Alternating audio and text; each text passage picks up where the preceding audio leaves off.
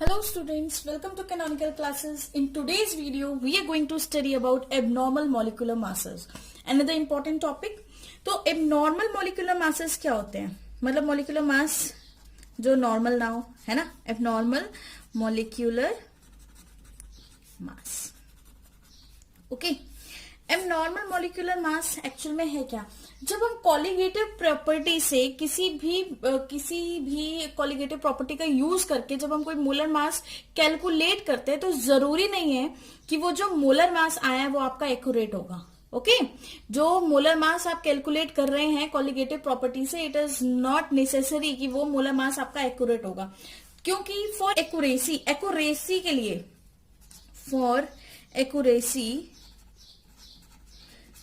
दो conditions should be satisfy.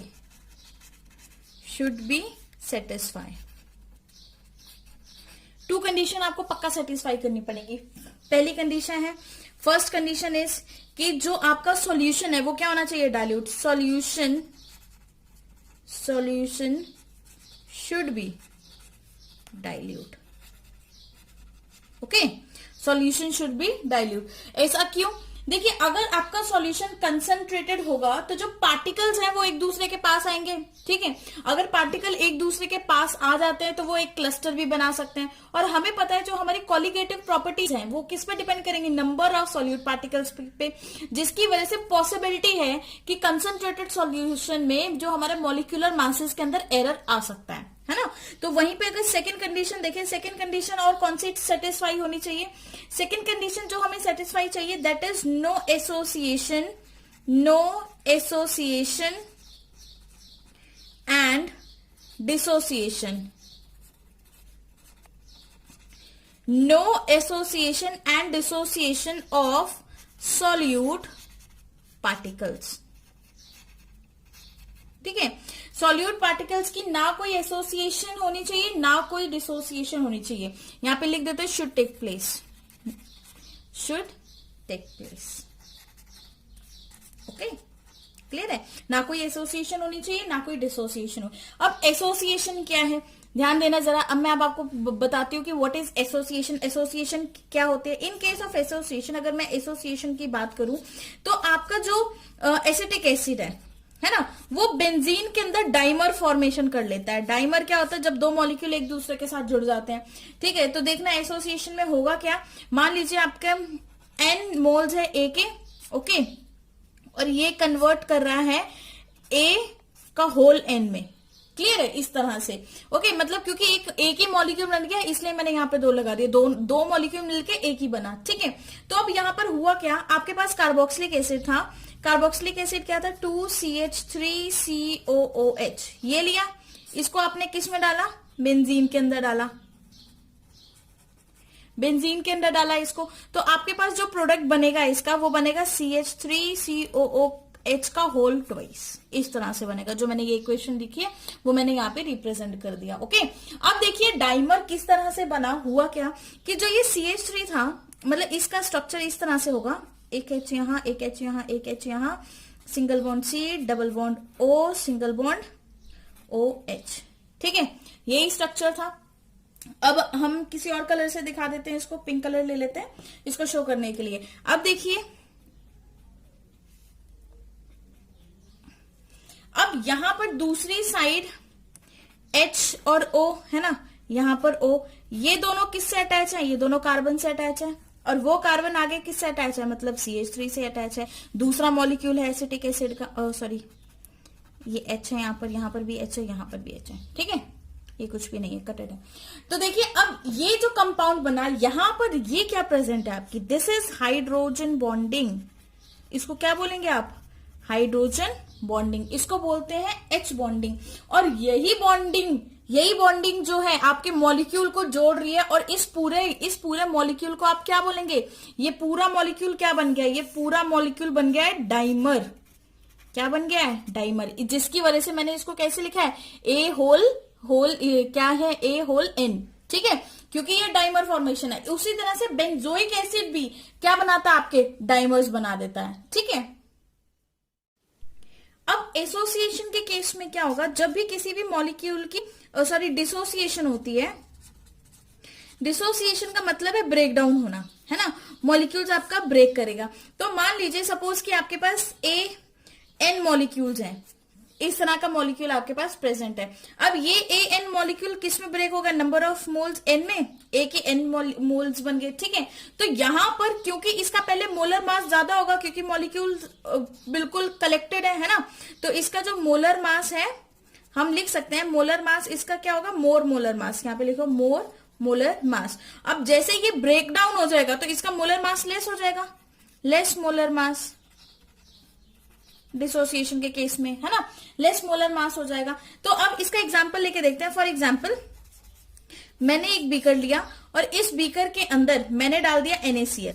क्या डाल दिया, NaCl। सपोज 100 पार्टिकल्स डाल दिया NaCl के, 100 पार्टिकल्स मैंने 100 पार्टिकल्स NaCl के सोल्यूशन के अंदर डाले।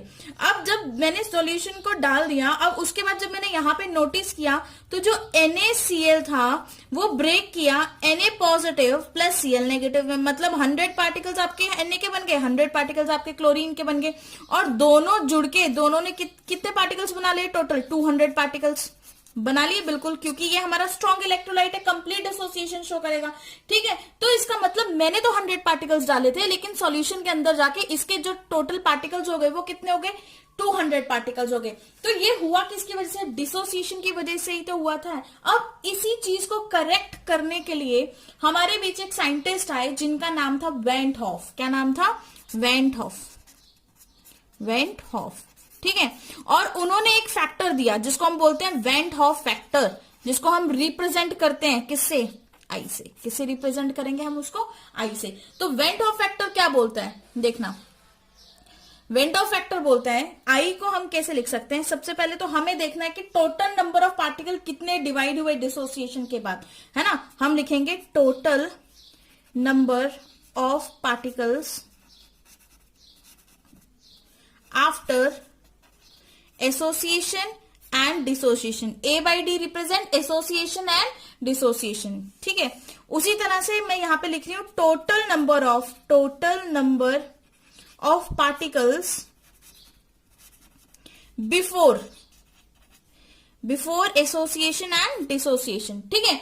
मतलब I क्या रिप्रेजेंट कर रहा है आपको कि कितने पार्टिकल्स टूटे, कितने पार्टिकल्स में ब्रेकडाउन हुआ, आपका जो इलेक्ट्रोलाइट है कितने पार्टिकल्स में ब्रेकडाउन हुआ, डिवाइडेड बाय पहले उसके कितने पार्टिकल्स थे, ठीक है। तो इससे आप आई फाइंड आउट कर लेंगे। अब जो आपका इलेक्ट्रोलाइट है, जैसे कि हमने बोला था NaCl की हमने बात करी थी कि जो NaCl है वो कितने एक्सटेंट तक ब्रेक होगा, एक्सटेंट तक डिसोसिएट होगा, है ना। हो सकता है कि वो 100% हो जाए, और कुछ ऐसे पार्टिकल्स होंगे जैसे कि मान लो CH3COOH जो क्या शो करेंगे, पार्शियल डिसोसिएशन,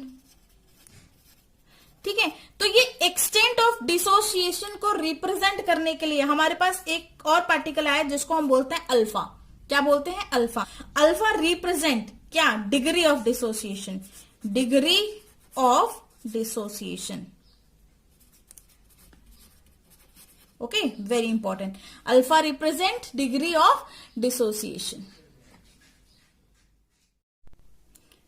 हमें पता लग गया कि अल्फा जो है वो रिप्रेजेंट कर रहा है हमारी डिग्री ऑफ डिसोसिएशन, ठीक है। मतलब कितने एक्सटेंट तक कोई भी मॉलिक्यूल है या कोई भी इलेक्ट्रोलाइट है वो आपका डिसोसिएट करता है, उसको रिप्रेजेंट कर रहा है। तो सपोज करिए कि आपके पास पार्टिकल ए है, ठीक है, एक इलेक्ट्रोलाइट ए है जो कि ब्रेकडाउन होके Na में कन्वर्ट हो गया, क्लियर है। सपोज इसका फर्स्ट पहले क्या थे, अगर हम बात करें कि टाइम 0 पर, जब टाइम 0 था, मतलब हमने कुछ इलेक्ट्रोलाइसिस की ब्रेकडाउन स्टार्ट नहीं की थी, इलेक्ट्रोलाइट की ब्रेकडाउन स्टार्ट नहीं की थी, तो इसका मैंने कितना मोल लिया, 1 मोल, ओके। और इसका कितना था, 0, क्योंकि अभी ब्रेकडाउन हुआ ही नहीं है ना। लेकिन जब मैं किसी भी टाइम टी की बात कर लेती हूँ, कोई भी टाइम अज्यूम मान लो टाइम टी पे, इसमें जो ब्रेकडाउन देखा गया, ये जो प्रोडक्ट बना आपका, दैट इज अल्फा। कितना बना, अल्फा। और ए कितने ब्रेकडाउन हुआ, अल्फा में, इतने एक्सटेंट ब्रेक डाउन हुआ, ठीक है। बट इसके साथ कितने मोल्स हैं आपके पास, n मोल्स है, तो n अल्फा हो गया। उसी तरह से आपके पास कितने मोल्स थे, यहाँ पे कितना बचा n अल्फा बनने के बाद, 1 माइनस अल्फा, बचा कि नहीं, बिल्कुल बचा, ठीक है। तो अगर मैं बोलूं टोटल मोल्स कितने हो गए मेरे पास, टोटल मोल्स की अगर मैं बात करूं तो टोटल मोल्स हम कैसे निकालेंगे, इन दोनों को ऐड करो, 1 minus alpha plus n alpha, यही बना टोटल। जो टोटल मोल्स जो हमारे पास आए हैं वो कितने आए, 1 minus alpha plus n alpha, इतने आ गए, ठीक है। अब देखिए मैं इसको अरेंज करती हूँ, 1 प्लस n अल्फा को पहले लिख देती हूँ, माइनस अल्फा को बाद में लिख दू, कुछ नहीं किया, सिर्फ एक रीअरेंजमेंट करी है, ठीक है। अब ये किसकी इक्वल है, ये एक्चुअल में आपको दे क्या रहा है, आई, वेंट ऑफ फैक्टर, क्या दे रहा है, वेंट ऑफ फैक्टर, करेक्शन दे रहा है उसकी, ठीक है। आई हम रिप्रेजेंट कर रहे हैं यहां से। अब देखिए जो आई है वो किसके इक्वल हो रहा है, आई इज इक्वल टू 1 प्लस, ये क्या है, n अल्फा माइनस अल्फा, तो हम इसको ब्रैकेट में लिख के अल्फा को बाहर ले लें, n माइनस 1 इंटू अल्फा। तो आपके पास जो इक्वेशन आ गई आफ्टर डिसोसिएशन के बाद, वो ये इक्वेशन आई है आफ्टर डिसोसिएशन। डिसोसिएशन होने के बाद मॉलिक्यूल जो आई होता है वो आपका इतना आता है, ठीक है। तो बारी बारी से 1 बाय 1 हम सभी केसेस को स्टडी करते हैं, फिर आपको और भी अच्छे से क्लियर होगा, क्लियर है। Now let us study case 1। Case 1 ले लेते हैं, ठीक है, किसी भी for strong electrolytes, for strong electrolyte. Strong electrolyte की बात करें, स्ट्रॉन्ग इलेक्ट्रोलाइट्स क्या होते हैं आपके, स्ट्रॉन्ग इलेक्ट्रोलाइट जैसे कि मान लो NaCl है ना, NaOH है, या फिर हम KOH बोले जो कंप्लीटली डिसोसिएट हो जाते हैं, है ना, या फिर हम क्या बोलते हैं, KOH हो गया, MgOH होल ट्वाइस है, इस तरह का कोई भी आप इलेक्ट्रोलाइट ले सकते हैं, कोई इश्यू नहीं है, ठीक है। तो आपने एक स्ट्रॉन्ग इलेक्ट्रोलाइट लिया, अब मैंने आपको बोला कि इसमें जो इसकी डिसोसिएशन है, इसकी जो डिसोसिएशन है वो कितनी है, डिसोसिएशन इज 100%, ठीक है, तभी तो वो स्ट्रॉन्ग इलेक्ट्रोलाइट है। स्ट्रॉन्ग इलेक्ट्रोलाइट की हमेशा डिसोसिएशन क्या होती है, 100% होती है। तो अब आपने इसको अल्फा के टर्म में निकालना है, मतलब डिग्री कितना एक्सटेंड वो डिसोसिएट हुआ वो आपको बता दिया, 100% दिया है। तो इसकी वैल्यू हम कैसे निकालेंगे, alpha is equal to 100 divided by 100, है ना, कैंसिल 0 से 0, तो यहां से आपकी अल्फा की वैल्यू क्या आ गई, अल्फा इज इक्वल टू 1। क्या इतना क्लियर है सबको, बिल्कुल, ठीक है। अल्फा क्या आ गया आपका 1। अब हमारे पास इक्वेशन जो हमने आई की फाइंड आउट की थी स्ट्रॉन्ग वो डिसोसिएशन के बाद, वो क्या थी, I is equal to 1 plus n minus 1 into alpha, ये थी मेरी इक्वेशन। अब इस इक्वेशन के अंदर मुझे वैल्यूज पुट करनी है और बस फाइंड आउट कर लेना है, मुझे पता लग जाएगा स्ट्रॉन्ग इलेक्ट्रोलाइट के आई की वैल्यू क्या होती है। देखिए भाई, हम यहाँ पे I is equal to 1 plus n minus 1 into 1, alpha की वैल्यू क्या है 1, फर्स्ट स्ट्रॉन्ग इलेक्ट्रोलाइट की बात कर रहे हैं, ठीक है। तो अब ये ब्रैकेट ओपन होगा तो क्या बनेगा आपका 1 प्लस n माइनस 1 जो कि आई के इक्वल है, प्लस और माइनस 1 कैंसिल हुआ, ठीक है। तो इसका मतलब जो आपका आई है वो किसके इक्वल हुआ, n के इक्वल हुआ, आई किसके इक्वल हुआ, n के इक्वल हुआ। और यहाँ पे n क्या था, जो आपने इक्वेशन लिखी थी, आपकी इक्वेशन क्या थी, आपकी इक्वेशन थी A से आपके n A मॉलिक्यूल्स बने, तो जो भी ये नंबर आएगा दैट इज योर n, वो नंबर क्या होगा आपका n होगा, ठीक है। जितना डिसोसिएट होगा वही पार्टिकल आपके क्या हो जाएंगे, n होगा। अब एग्जांपल के साथ समझते हैं। फॉर एग्जांपल जैसे कि अगर हम फर्स्ट केस लेते हैं H2SO4 का, H2SO4 के केस में जो ब्रेकडाउन होगा वो आपका कैसे होगा, 2H पॉजिटिव प्लस SO4 पे पावर 2 नेगेटिव, ओके। तो यहाँ पे n की वैल्यू क्या आ गई आपकी, 1 SO4 का मॉलिक्यूल 2 इसके, तो 1 और 2 कितने हो गए टोटल 3। अगर n की 3 है तो I की वैल्यू भी क्या हो जाएगी 3, तो I भी क्या हो गया यहाँ पे 3। क्लियर है ये बात। उसी तरह से अगर मैं ये लेती हूँ बेरियम हाइड्रोक्साइड लेते हैं BaOH का होल ट्वाइस, अब इसका अगर आप ब्रेक डाउन करेंगे तो ये किस में होगा, Ba2 positive plus 2OH negative, ठीक है। तो इसके केस में भी n की वैल्यू क्या आएगी आपकी, यहां पर भी n की वैल्यू 3, क्योंकि दो OH की और एक Ba का, तो कितना हो गया 3 टोटल। तो इसके लिए भी I की वैल्यू इज इक्वल टू 3, क्यों, क्योंकि I is equal to n, और n क्या है आपकी, ये नंबर ऑफ पार्टिकल्स में जो डिसोसिएट हो रहे हैं, टोटल पार्टिकल्स, ठीक है। उसी तरह से अगर मैं NaCl की बात करूं, NaCl किस में डिसोसिएट का, Na positive plus Cl negative, तो यहाँ पे n आपका 2 आएगा, तो इसका मतलब I की वैल्यू भी 2 आ जाएगी, क्लियर है। और वहीं पर अगर मैं एक और एग्जांपल ले लेती हूँ, Al2SO4 की ले लेते हैं, Al2SO4 का होल थ्राइस, एल्यूमिनियम सल्फेट, ठीक है। इसका मैंने एग्जांपल लिया। अब इसकी डिसोसिएशन अगर हम देखेंगे तो क्या होगा, 2Al3 पॉजिटिव ये आएगी, प्लस 3SO4 2 नेगेटिव, ठीक है। तो यहां पर N की वैल्यू क्या आ जाएगी, 3 और 2 कितने हुए 5, और I की वैल्यू भी कितनी हो गई 5। क्लियर है। तो ऐसे जितने भी आपके स्ट्रॉन्ग इलेक्ट्रोलाइट्स हैं, जितने भी आपके स्ट्रॉन्ग इलेक्ट्रोलाइट्स हैं, वहां पर I की वैल्यू हमेशा उसकी N के इक्वल होगी। एंड व्हाट इज N, जितने पार्टिकल्स में ये जो भी आपके इलेक्ट्रोलाइट्स हैं, स्ट्रॉन्ग इलेक्ट्रोलाइट्स हैं, वो डिसोसिएट करेंगे, उसको आप क्या बोलोगे, N बोलेंगे। अब केस 2 ले लेते हैं। केस 1 तो हमने स्टडी कर लिया, अब केस 2 की बात करते हैं। यहां पे हम लेते हैं आपका वीक इलेक्ट्रोलाइट, वीक इलेक्ट्रोलाइट, ठीक है। वीक इलेक्ट्रोलाइट का एग्जांपल में सबसे easy example CH3COH acetic acid. इसका ब्रेकडाउन कैसे होगा आपका, CH3COO negative plus H positive, इसी में होगा ब्रेकडाउन, है ना। तो अब यहाँ पे अल्फा की वैल्यू देखो, अज्यूम करते हैं कि ये जो हुई है डिसोसिएशन, ये पार्शियल डिसोसिएशन, ये तो हमें पता है पार्शियल डिसोसिएशन है, ठीक है, या इसको आयनाइजेशन बोल दो, ये पार्शियल आयनाइजेशन हुई है आपकी। ओके, तो यहां पर जो अगर मैं बोलूं कि मेरे पास हुई, अज्यूम कर लिया कि मैंने यहाँ पे 20% हुई है आयनाइजेशन, कितनी हुई है 20%। अगर मुझे अल्फा की वैल्यू यहां से फाइंड आउट करनी पड़ेगी, तो मैं अल्फा कैसे फाइंड आउट करूंगी, अल्फा इज इक्वल टू 20/100, है ना। तो ये 0 से 0 कैंसिल, तो अल्फा की वैल्यू क्या आ जाएगी 0.2, ये आपका अल्फा आ गया, ठीक है। ये मैंने अज्यूम किया कि पार्शियल डिसोसिएशन हुई है, तो पार्शियल डिसोसिएशन होने की वजह से पार्शियल डिसोसिएशन मैंने कितनी अज्यूम कर ली 20।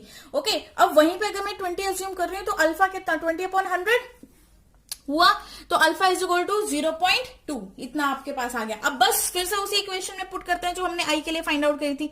आई is equal to 1 plus bracket n-1 into alpha, ये आपकी इक्वेशन थी, ठीक है। ये बहुत इंपॉर्टेंट इक्वेशन है, आपको इस इक्वेशन को याद रखना है। जब आप इसके अंदर अल्फा की वैल्यू पुट करेंगे तो देखते हैं कि आपके पास प्रोडक्ट क्या आता है। चलिए स्टार्ट करते हैं। देखिए, आपने पुट की value i is equal to 1 plus n-1 into 0.2, तो आपका क्या होगा 1 प्लस n कितना हो गया 2, क्योंकि CH3COH कितने में ब्रेक हुआ 2 में, CH3COO negative plus H positive, है ना। तो ये आपके पास 2 आ गया, 2 माइनस 1 इंटू 0.2, ठीक है। 2 माइनस 1 कितना हो गया 1 को इससे मल्टीप्लाई किया तो कितना आएगा 0.2 ही रहेगा, तो 1 प्लस 0.2, ये आपके पास क्या आ गया I। तो I की वैल्यू कितनी आ गई, यहाँ पे आपकी I की वैल्यू होगी 1.2, यहां से आपका I कितना फाइंड आउट हो गया 1.2, ठीक है। तो यहां से हमें एक चीज ये कंक्लूड करी हमने कि फॉर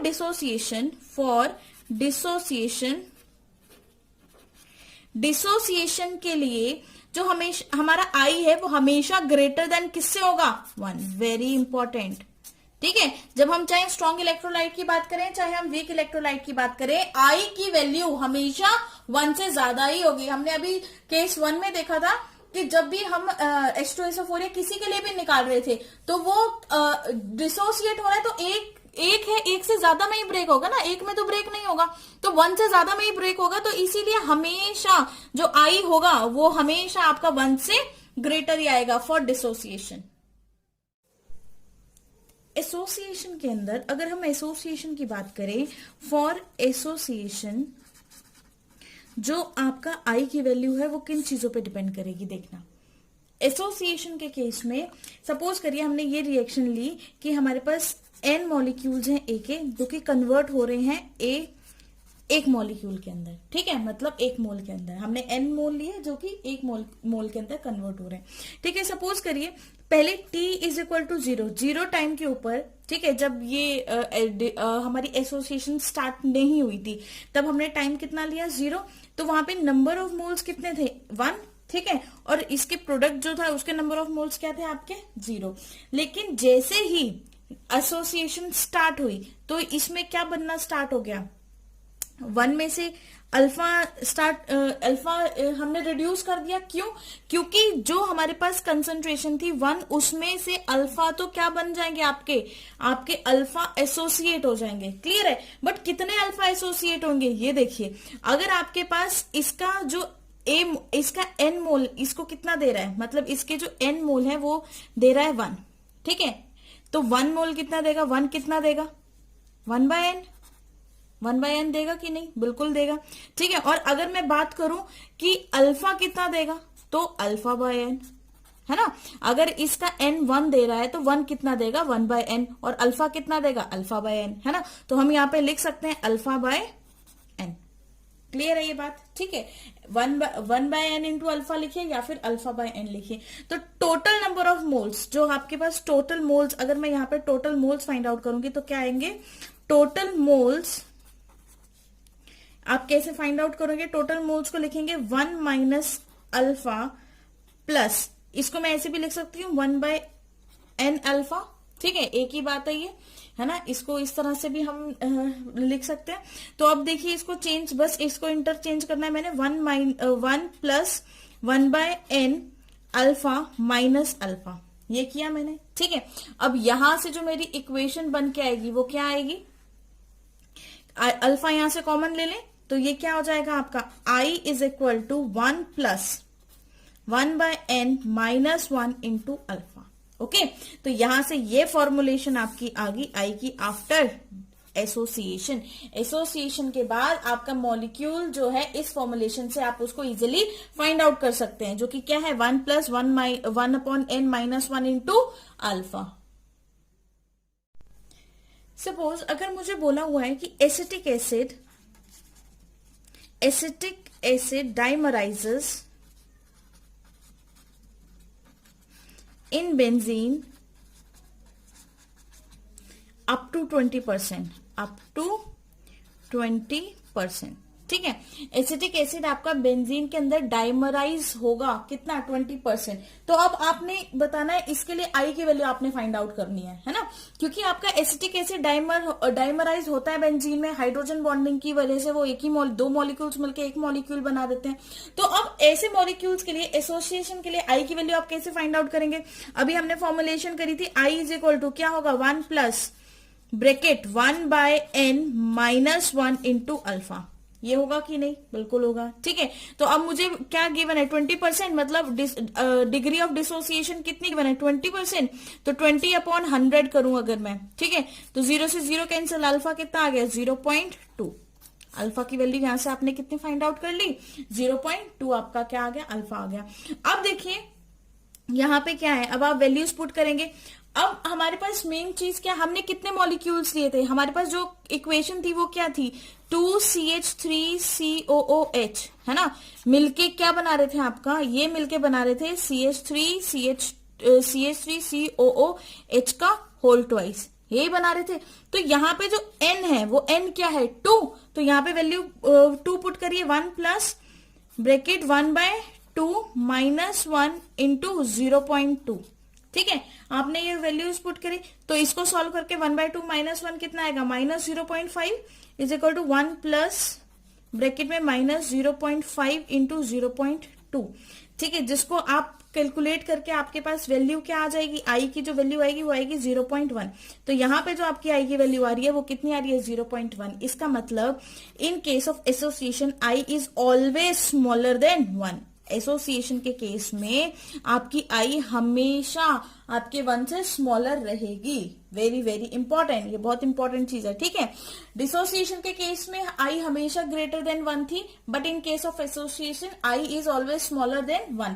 लेकिन अगर हम बात करें फॉर नॉन इलेक्ट्रोलाइट्स, है ना, उसको भी देख लेते हैं। फॉर नॉन इलेक्ट्रोलाइट्स,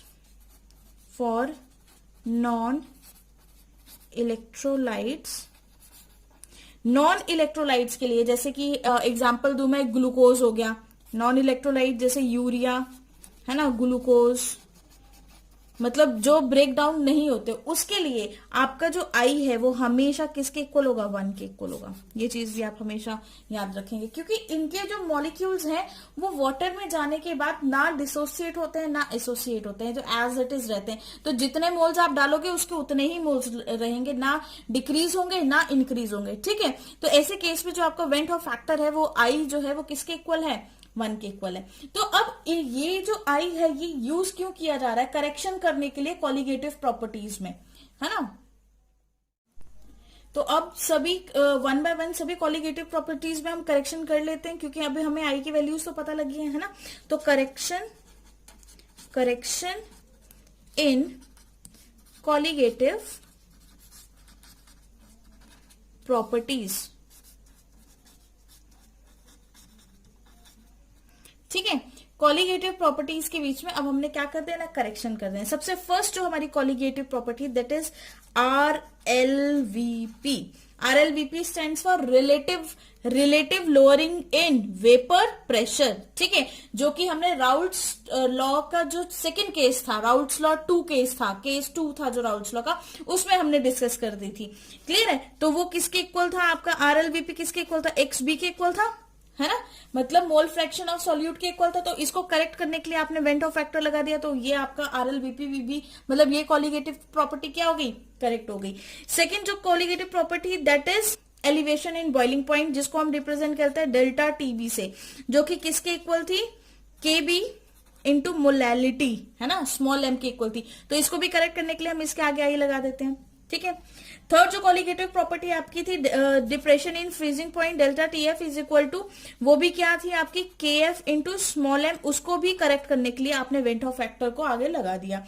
ठीक है, क्योंकि वेंट ऑफ फैक्टर आपको बता देगा कितने मॉलिक्यूल आपके एसोसिएट हो रहे हैं या फिर कितने मॉलिक्यूल डिसोसिएट। और जो लास्ट कॉलीगेटिव प्रॉपर्टी जो हमने पढ़ी थी दैट इज ऑस्मोटिक प्रेशर, जो कि किसके इक्वल था, CRT के, और इसको करेक्ट करने के लिए भी आपने I लगा दिया। ठीक है, तो अब जो ये कॉलीगेटिव प्रॉपर्टीज आई है ये आपकी corrected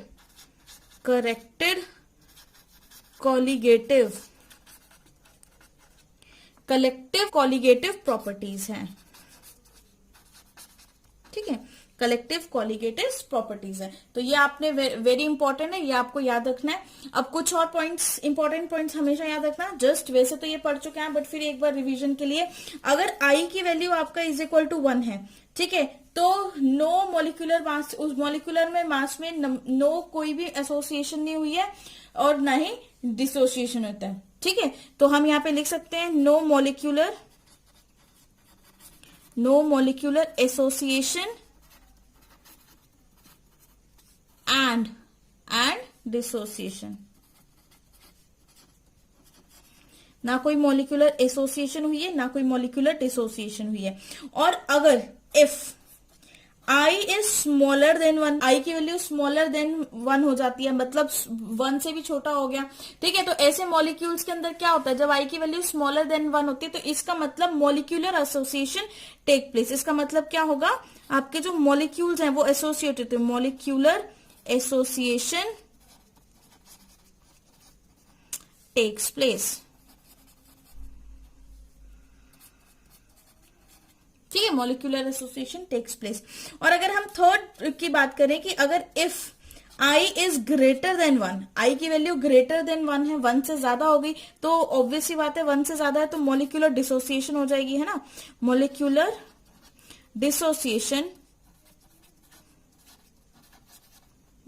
dissociation takes place. Clear है, ठीक है। तो ये कुछ पॉइंट्स है जो आपको याद रखने हैं कि I अगर 1 के इक्वल है तो ना कोई मॉलिक्यूलर एसोसिएशन हुई है, ना कोई मॉलिक्यूलर डिसोसिएशन हुई है। I स्मॉलर देन 1 है तो मॉलिक्यूलर एसोसिएशन हो गई है, और I इज ग्रेटर देन 1 है तो मॉलिक्यूलर डिसोसिएशन हो गई। तो मतलब कहने का मतलब ये है कि आप I को देखकर भी उसको रिकॉग्नाइज कर सकते हैं कि आपके सॉल्यूशन के अंदर एसोसिएशन हुई है या फिर डिसोसिएशन हुई है। ओके, तो बस इसी के साथ, इसी टॉपिक के साथ आपका चैप्टर एंड होता है यहाँ पर। फाइन, तो अपने प्रॉपर नोट्स बनाइए, और कोई डाउट्स है तो प्लीज मुझसे कमेंट सेक्शन में आप इजीली आस्क कर सकते हैं।